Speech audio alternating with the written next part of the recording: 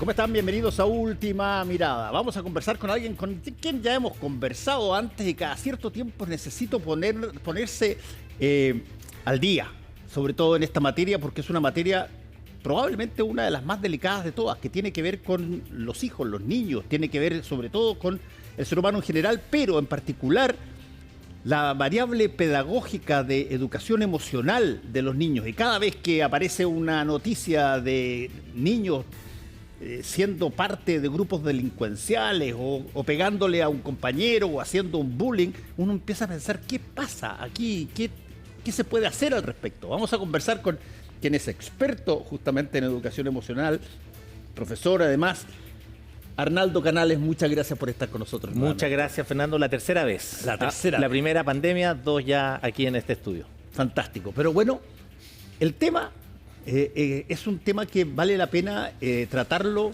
reiteradamente porque las consecuencias que genera una mala formación emocional, en particular de los niños, uno la empieza a ver, se las hereda a las futuras generaciones. Y desde ese punto de vista, ¿se ha avanzado algo? ¿Se ha visto algo? ¿Hay novedades al respecto?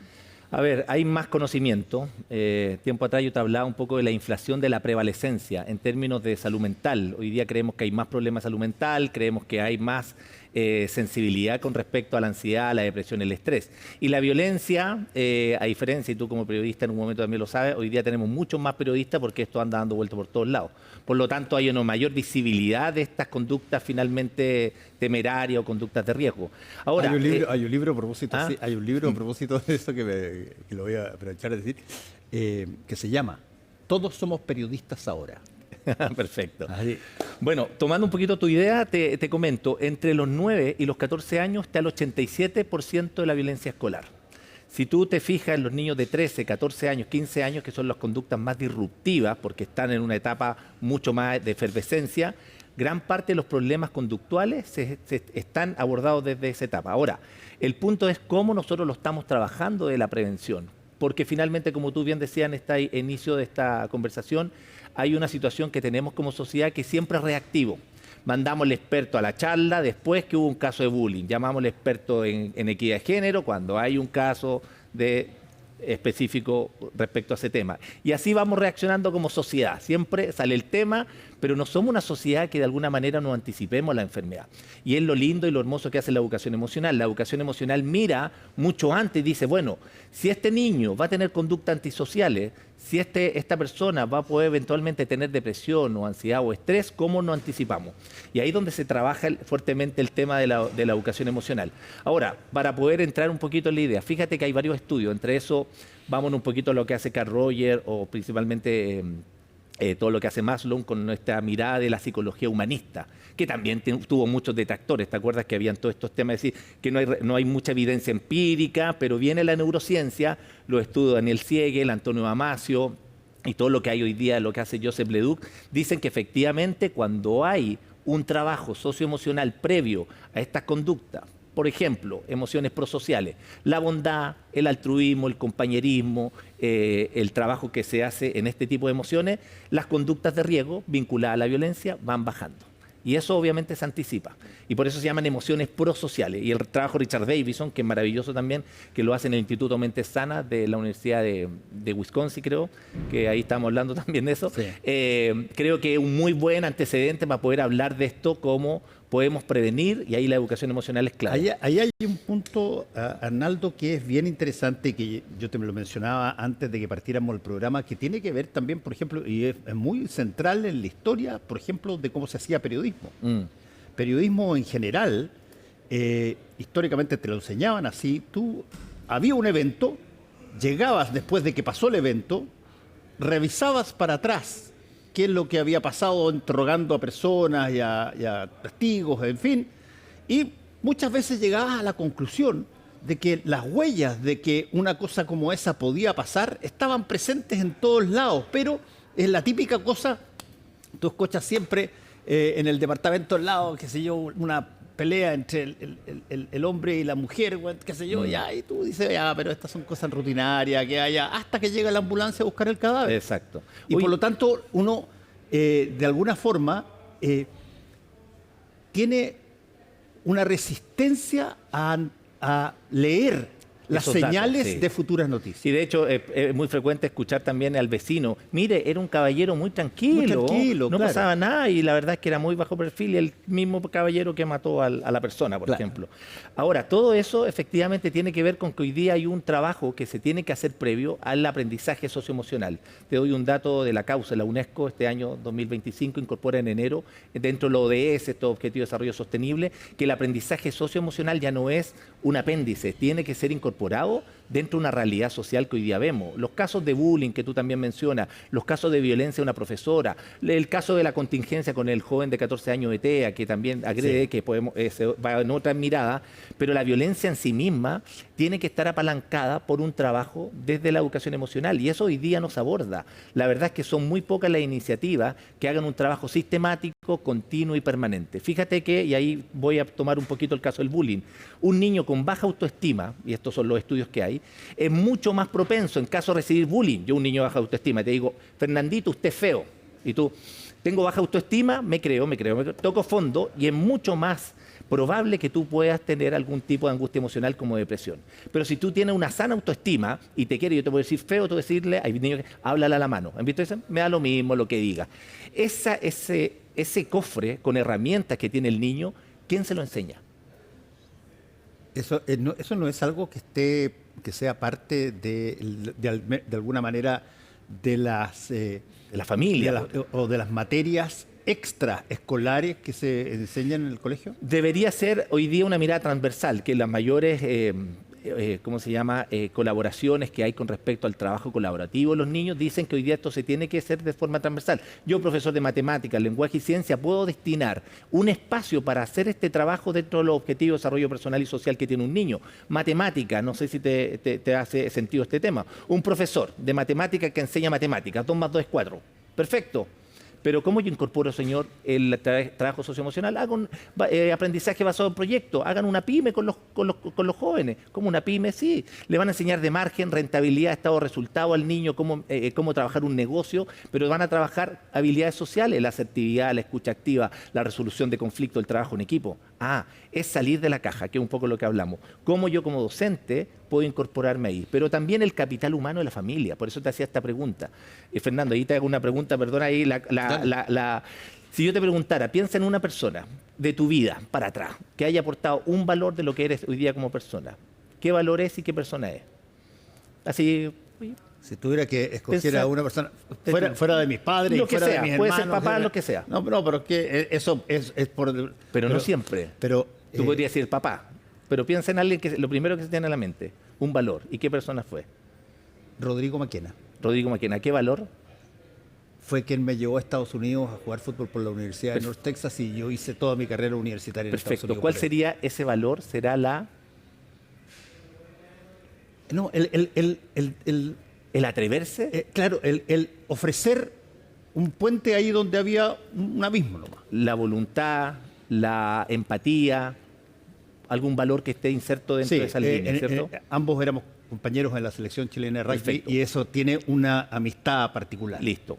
Esa persona que está ahí fue parte de tu red de contención. Te apoyó probablemente en ese periodo de tu vida. También puede haber sido tus padres. Pero cuando vamos a hablar de un niño baja autoestima, ¿cuáles son las redes de contención si yo como papá o mamá adolezco de esta herramienta? ¿Quién la enseña? Eso, bueno, ese es un buen tema porque en el colegio, por ejemplo, en los colegios está esta lógica de que tú tienes que adaptarte y descubrir rápidamente quiénes son los choros, quiénes no son los choros, quién es el bueno para el deporte, quién es el bueno para Sí. para las matemáticas o para el bueno el para el castellano. fútbol y los que juegan a la pelota y los que están afuera Exacto, mirando. y de alguna manera se genera una suerte de estratificación. Sí. Forzada. Entonces ahí yo centraría la discusión o la reflexión no en lo punitivo, no en, oye, vamos en los protocolos de actuación, el reglamento interno de convivencia, los niños expulsados porque hacen bullying. Es como yo veo a ese niño de baja autoestima como también víctima del sistema. A lo mejor ese niño que sufre violencia intrafamiliar quiere ser visto, quiere ser querido, quiere ser aceptado por su padre, por eso ocupa a una niña y le hace bullying. Y espera que todos los demás se ríen y se vanaglorien del chiste. Y así nace. Cuando nosotros vemos la trazabilidad de las emociones, tiene un aspecto que es un acontecimiento, hay un aspecto comportamental, cognitivo, neurofisiológico, una predisposición a la acción y una valoración de la experiencia emocional. Vuelvo al ejemplo que te ponía. Si yo te digo tonto, y tú dices, yo soy súper inteligente, el niño, me da lo mismo. Mi valoración de esa experiencia es muy baja, por lo tanto no me interesa. Ahora, pero si yo le digo a un niño que es tonto y tiene baja autoestima, te pueden pegar. está bien. Ahora, ¿cómo se pasa de tener baja autoestima a conseguir la suficiente estima para que eso no sea tema, a de repente transitar hacia el que lo sabe todo, cree que lo sabe todo, dice todo, soy el más choro y, oye, todo el resto vale callampa? Bueno, súper bueno porque aquí hay varios autores, entre esos Harvard ha hecho un buen trabajo sobre todo lo que hace Adam Grant con respecto a los hábitos de la gente con alta autoestima, que tiene que ver principalmente con personas, primero, que celebran los triunfos de los otros, es decir, la envidia no la tienen incorporada. ¿Ah? El tema es que son humildes, bajan el nombre y suben la causa, es decir, personas que están sobre el ego, personas que también son capaces de pedir ayuda, se muestran vulnerables. Y también está incorporado el tema de valorarse por lo que tienen y finalmente las personas que no necesitan de la comparación social porque se quieren mucho. Ese niño no lo tiene. Volvemos al caso de baja autoestima. ¿Dónde lo trabajo? Lo tengo que trabajar también como pilares fundamentales del trabajo en el aula. Si un niño con baja autoestima que no tiene la capacidad de abordar este tipo de situaciones, tiene que finalmente hacer un trabajo, hablamos del autoconcepto. Tú dices, oye, yo me creo que soy Superman, sí, pero tú no vuelas. Hijito, usted no vuela. Entonces, el autoconcepto tiene que ir con equilibrio, con una retroalimentación del entorno, que ahí hay varios autores que hablan, hay varios psicólogos, el pionero también de la psicología, bueno, lo que te hablaba yo de Abraham Maslow, que también hablan mucho de eso. Es cómo yo logro cimentar estos equilibrios para que el niño pueda tener una justa dimensión. Te voy a hablar ahí con respecto a eso. La autoaceptación de un niño, que es uno de los ejes del modelo que tenemos en la ONG, el modelo Aldea, para trabajar la sana autoestima. Yo siempre digo, aparte del autodescubrimiento que es esencial, el autoaceptación de un niño, que se acepte por lo que es. Oye, yo tengo pequita, me quiero por lo que soy, pero es un trabajo, no es solamente declarativo, hay que hacer un trabajo lento, que se combine con la familia, que se combine con la escuela. Oye, Arnaldo, mira, hay un concepto, de hecho son dos palabras, pero un concepto que ha entrado muy fuerte,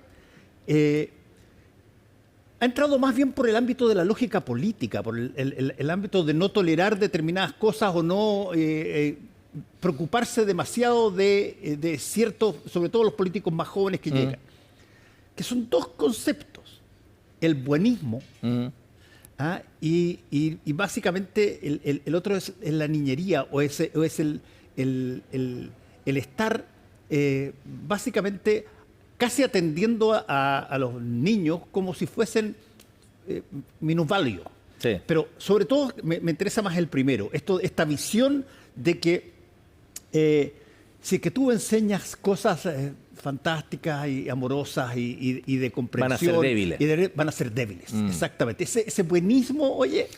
Sí, y ahí hay un tema ñoñería social que hablan de los jóvenes de cristal, esta generación de cristal. Y yo creo que hoy día, y lo hacen un Edo Caro, estos que hacen stand-up comedy, dice, oye, nosotros descubrimos la salud mental. Él se lo dice a los jóvenes. Estos tipos te llenan estos teatros llenos. Y efectivamente, hoy día los jóvenes, yo siento que hay una caricatura. No creo que sean de cristal. Es que hoy día están mucho más atentos a su mundo emocional porque además tienen muchas más carencias de las que tuvimos nosotros. Esto es uno de los factores más relevantes del nivel de shot de dopamina que genera. El nivel de adicción, todos los algoritmos y todo lo que implica el concepto FOMO, que es perderse lo que está pasando en el entorno de los jóvenes, el sentir ansiedad social, el tema de la comparación, va vinculado muchas veces a esta necesidad que ellos tienen de sentirse parte de. Entonces, el trabajo de la educación emocional implica no tener niños débiles. Efectivamente, pueden ser de cristal para algunos, pero lo que yo tengo que hacer como papá, como educador, es entregarle una serie de herramientas para que puedan lidiar con la nueva sociedad que están viviendo. Pero ahora aparece otro personaje. ¿Ya? Que ese personaje, yo te diría, probablemente ha existido siempre, pero durante mucho tiempo la democracia eliminó ese tipo de personaje. Y hoy día ha empezado a aparecer de nuevo, que es lo que yo le llamo el gritón. El que golpea la mesa. Exacto. El candidato o el mandatario o el gobernante que es el que amenaza. Yo te voy a... Sí, te voy a sacar el cárcel. a reponer la pena de muerte y voy a hacer que la gente tenga armas en su casa. Ahí nos vamos, sí. Y los voy a echar a todos. En fin, ese tipo de cosas genera, yo creo, legítimamente para mucha gente, una adhesión, porque su inseguridad necesita verse respondida de alguna manera con acciones. Bueno, ahí Martha Nussbaum, filósofa norteamericana, dice lo siguiente: cuando las votaciones, en este caso estamos en una ola de, empezamos con los precandidatos, ¿cierto? Sí. Entonces hay dos cosas, hay dos posiciones, el de blanco y negro, pongamos norte y sur para separar los polos, derecha e izquierda. ¿Qué tengo que hacer yo como candidato? Primero, un buen discurso, pero también voy a tratar de invalidar a esto. Y ahí sale recién el mundo emocional. Tenle miedo a este candidato, tenle aversión a este candidato y ojalá te dé rabia ese candidato. Así funciona. Entonces, tengo que invalidar constantemente al otro. Y Martha Nussbaum dice que cuando nosotros votamos, muchas veces votamos por un vínculo emocional con el candidato. Si no hay vínculo emocional, votamos por el menos malo. Y los países que cambian, y esto lo decía muy bien Maturana, pasar de la discusión a la colaboración, ¿cierto? De esta mirada antagonista. Pero los países socialdemócratas, los países nórdicos, trabajan emociones prosociales. Cuando hay una mirada de política pública, se ponen de acuerdo, que a nosotros nos cuesta mucho. Pero nosotros hemos tenido extraordinarias ocasiones donde... Se han puesto de acuerdo. Se han puesto de acuerdo. O sea, todo lo que pasó con la situación de una nueva constitución. Sí. Ahí se juntaron todos en un cónclave. Lo que pasó al término de la dictadura, donde hubo un acuerdo muy grande de derecha hasta izquierda y todo lo demás. O sea, hemos demostrado de que somos capaces de no solamente funcionar a ver quién grita más fuerte. Y esa es lamentablemente una realidad que esperamos se vaya cambiando, porque si finalmente la gente desde el sentido común dice, oye, tan difícil es ponerse de acuerdo, tan difícil es poner foco en las necesidades propias que tiene una sociedad. Yo particularmente que me desenvuelvo en el ámbito de la educación emocional y lo veo mucho en escuelas, con niños, con padres, este es un tema de todos los días. Yo no sé, y te agradezco, siempre te lo he comentado, de que demos espacio para que las personas que escuchen la casa digan, oye, este tema me hace sentido, ¿cómo no le he dedicado foco a darle fuerza al tema socioemocional de mi niño? Porque ahora, soy proveedor, porque tengo que ser el sostén de la familia, pero yo tengo que validar la emoción de mi hijo, tengo que aceptarla. Ahí hay una cosa, Arnaldo, muy importante que tú dijiste y que la quiero que me la explores un poquitito más, lo conversábamos antes también, que para trabajar en el conocimiento de un hijo, por ejemplo, en entender al hijo, tú tienes que, ya voy a usar la palabra precisa, técnica quizá, tienes que atender. Sí. No tiene que ser una cosa de rutina, no más. Tiene que atender. Si el cabro llega 3 veces con hálito alcohólico, tiene 16 años, bueno, algo debe estar pasando y tú tienes que preguntar, pero tienes que darte cuenta primero. ¿Cómo te das cuenta? ¿Cómo generas la atención suficiente para darte cuenta de noticias que tus hijos eventualmente te pueden estar Los hijos nos están dando incubando? señales todos los días. Los hijos nos están dando señales todos los días, de forma directa o indirecta, dependiendo de la relación que tengamos. Fíjate que yo acuñé un concepto que se llama ADN emocional, que viene de la molécula de la herencia, obviamente, biológica, hereditaria que tenemos todos. El ADN emocional trabaja 3 etapas, que es la accesibilidad, la disponibilidad y ser un nexo emocional. Vamos a ir a la disponibilidad. La disponibilidad es ser una calidad de presencia con mi hijo, con mi subalterno, con mi colaborador, con mi líder, con mi amigo. Calidad de presencia. Pero muchos de nosotros, yo puedo estar ahora conversando contigo y dice, perdona Fernando, cuéntame, te estoy escuchando. Yo estoy disponible ahora contigo, pero no estoy accesible. Esa es la gran diferencia. Para estar yo disponible, accesible, dejo el teléfono. Claro, tengo que atender. Cuéntame. Dime, 2 minutos, 3 minutos, 10 minutos, esa hija que llora, ese niño que corre por el pasillo, por favor, profesora, papá, ¿puedo hablar contigo? Hijo, 4ª vez que me preguntáis lo mismo. Sí, papá, pueden ser 10 veces. Hay una necesidad insatisfecha que yo tengo, por favor, te lo ruego que converses conmigo. Y eso hoy día lo vemos en esta serie que están dando en Netflix con el tema adolescente, que está haciendo un boom en muchas partes, donde efectivamente no era una familia mal constituida. ¿Cuál es la serie? Adolescente. Adolescente. No es una familia constituida y riesgos psicosociales, que el niño vivía en la droga, en la pobreza y la drogadicción. No, es un niño que no tenía calidad de presencia de sus padres. Y gran parte de todo es porque hay silencios. Hay silencios donde Bueno, si ya tiene 17 años, ya se sabe manejar solo. Sí, si ya va en metro. Y esos son temas importantísimos. Yo siempre hago énfasis en un tema de psicología social muy interesante, que es este factor de selectividad que te conversaba antes. Sí. Tú tienes atención selectiva. De pronto ves cosas que te interesan y otras cosas que están pasando frente a ti no te interesan, ni después te preguntan, oye, ¿no te diste cuenta de lo que pasó hoy? No vi nada. Atiendes selectivamente. Segundo, percibes selectivamente también. De repente, súper fácil, estás en un vagón del metro y de repente alguien dice tu nombre y automáticamente tú vas a girar porque tiene relación contigo, pero si dice un nombre de otro, no tienes idea ni siquiera que se habló el nombre. Sí. Y después tienes una cosa muy, muy importante, que es la que quiero preguntarte, que es la memoria selectiva. Tú recuerdas ciertas cosas de acuerdo a si es que te impactaron para bien o para mal, y prefieres no recordar cosas que eventualmente o te avergonzaron o te dolieron mucho. Sí, bueno, voy a comentarte algo que tiene que ver, no sé si te ha pasado mucho, esto lo hice también magistralmente de forma muy simple Marián Rojas Estapé, que habla del sistema activador reticular ascendente. Tú te quieres comprar un auto, un rojo de X marca, y vas a salir a la calle, oye, ahí está el auto, ahí está el auto, ahí está el auto, oye, soy un ser de luz. No es que estoy decretando ver el auto en todos lados. Es que efectivamente el cerebro tiene un radar que trabaja a nivel de subconsciente que te ayuda, te entrega información antes para que te estés ahorrando tiempo. Yo te voy a ayudar mientras tú estás en piloto automático. Por eso el tema de la atención, y particularmente me gustaría adentrarlo desde esa misma línea. Entonces, que tú cuando te compras un auto de tal manera, empiezas a ver todos los otros autos. O te quieres comprar. La mujer que está embarazada ve embarazada en todos lados. Entonces hay un tema también selectivo donde nosotros, oye, me encanta, sí, es súper, dice, oye, increíble, ¿cómo ve ahora todo el mundo? Me quiero arrendar un auto, quiero arrendar un departamento, ahí ve arriendo, oye, que todo el mundo está arrendando, qué raro. No, lo que pasa es que tú ves mejor y atiendes mejor. El sistema activador reticular ascendente funciona así, el cerebro dice, te voy a robar energía, yo te ayudo. Mientras tú estás en piloto automático, yo te estoy ayudando. Y en esa misma línea trabaja lo que tiene que ver con lo que tú decías, la atención. Y en la atención también hay un espacio que la primera competencia social es la escucha, por esencia. Podemos hablar de asertividad, podemos hablar de empatía, pero si no hay escucha, todo lo demás no entra. Y hay una escucha que es una persona que finge que escucha. Mi marido, para la gente que está en la casa, es típico. Mi esposa, y yo lo hablo mucho en las conferencias, muy chistoso esta relación que hago.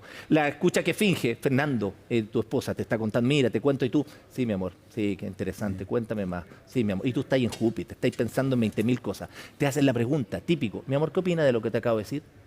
Y tú que ahí, no, mi amor, es que justo en ese momento me compliqué. Es lo típico y le pasa al 99% de los hombres. Pero escúchame, la misma conversación, y estás conversando y tú estás en Júpiter nuevamente, pensando en cualquier cosa, y tu señor dice, oye, te cuento que un ex novio me escribió por celular. Ahí sí que, salta al tiro. Ahí viene el sistema activador reticular, porque es una amenaza.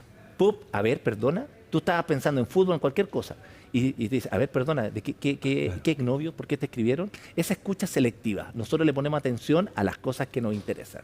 Está la escucha, que es la escucha empática, que finalmente una conversación que tenemos ahora, estamos los dos sintonizando, pero la escucha atenta, y aquí vuelvo a darle el dato a los papás y a los educadores. La escucha atenta trabaja tres elementos que son esenciales. Legitimar lo que tú me estás diciendo, aunque no me interese. Legítimo porque tengo la capacidad de hijo de 8 años, de 10 años, ponerte atención.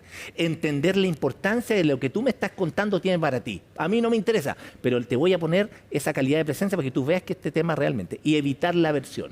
Yo también lo pongo en el ejemplo de los adultos mayores, que también es típico en la sociedad chilena y en América Latina. El abuelo que está con un proceso de demencia senil cuenta la misma historia. Yo en mis tiempos iba, papá, otra vez. De nuevo, papá. Y el nieto que está escuchando, abuelito, 5 veces le ha contado. Esa persona lo único que quiere es ser escuchada. Quiere ser validado, legitimado. Quizá puede efectivamente ser un disco rayado para algunos, pero denle el espacio de 3 minutos, de 4 minutos. Papá, ¿y qué pasó en esa época? ¿Y cómo lo hiciste? Intégrenlo. Hoy día los adultos mayores son gran parte de los eslabones de la herencia, también de la experiencia, la sabiduría, y que no son solamente, incluso muchos papás lo ocupan para ir a dejar y a buscar a los niños y los cuidan por lo demás. Y yo hace poquito hice un artículo de la importancia que tienen los abuelos en la relación de vínculos con los nietos, que también entraríamos a otro tema. Pero fíjate cómo funciona la atención y la escucha. Veo que vienes con el libro de nuevo. Sí, te quiero regalar este libro porque todavía tenemos mucho por hacer, querido Fernando, como sociedad. Este libro se llama Los hombres y sus emociones, que yo le puse analfabetos emocionales. Porque ¿Pusiste los hombres intencionalmente? Los hombres, sí, porque habla particularmente como género, ¿ya? Y porque nosotros crecimos en una sociedad donde hay ciertas frases que hemos escuchado y hasta el día de hoy repetimos patrones de los papás. Los niños no lloran, no es para tanto, tu única obligación es estudiar, apréndele a tu hermano, etc. Somos el sostén de la familia, soy el proveedor. Mostrarnos vulnerables, mostrar mi mundo emocional, dice mucho hoy día del tema de salud mental. Por cada mujer que se quita la vida, son 5 hombres. Y los problemas de salud mental que hoy día se ven agravados por una sociedad laboral, donde la ansiedad, la depresión y el estrés representan más del 60% de las licencias médicas. Fíjate que todo esto está acompañado un poquito de las ideas de fuerza para poder que la gente entienda un poquito más de educación emocional. Esto no es solamente en niños. Nosotros, dice Rafael Vizquerra, uno de los máximos referentes de educación emocional, una vez me hizo esta pregunta, Fernando. Arnaldo, ¿tú sabes cuándo parte la educación emocional de un niño? Y dije, me la tiró en bandeja, fácil, 5 años, 4 años, no. Parte 20 años antes que ese niño nazca con la educación emocional de ese futuro padre. Claro. Ahí está. Bueno, muchas gracias. Los hombres y sus emociones, analfabetos emocionales. Arnaldo Canales, una vez más, muchas gracias por haber venido aquí a Última Mirada. Y este es un tema tan tremendamente importante, porque de alguna manera, si es que logramos cambiar la forma de relacionarnos con los niños, bueno, el futuro se ve mejor. Sí, y yo creo que mucha gente le hace clic estas conversaciones que son bastante cercanas. Oye, me hace sentido. Y no desde arriba de la nube y bien enredado, no. Esto es educación emocional, no ingeniería nuclear. Tú tienes emociones, el camarógrafo, yo vivo un mundo emocional, tengo ansiedad, me angustio. Eso es la vida misma. Tal cual. Gracias, Arnaldo. Listo, gracias a ti, Fernando. A todos ustedes, muchas gracias por su atención. Nos encontramos mañana aquí en Última Mirada. Hasta luego.